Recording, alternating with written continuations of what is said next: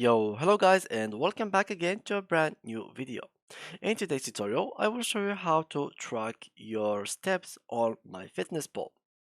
So, yeah guys, as you can see now, here is the application. For those who doesn't know how to download it on iOS, you can just go ahead and go to your app store. So, let's go to it.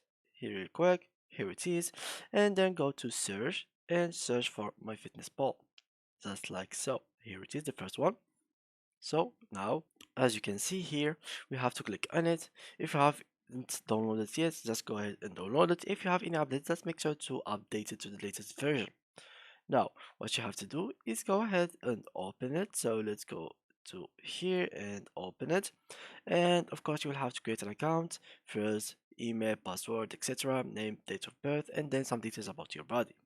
Now, how we can actually see our steps in this application? You will have first to go to more. So here is more. And then if you see here, you go all the way down, you will see these or notice these steps uh, option in here. So click on it. And as you can see, guys, this application by itself can't really see the steps of you like it can't calculate steps that you are having. So what you have to do is link it with another thing.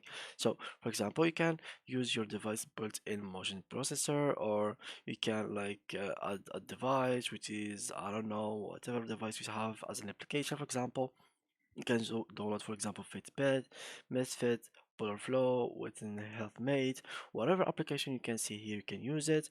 You can actually use your smartwatch. If you have any smartwatch, you can connect it to this application, and then link them together and pair them. And wherever you work, whatever step you take, this step will be calculated and be in this application as well, and will be consumed as calories as well. So yeah guys, that was it with today's video. If you enjoyed it, please leave a like and thank you for watching.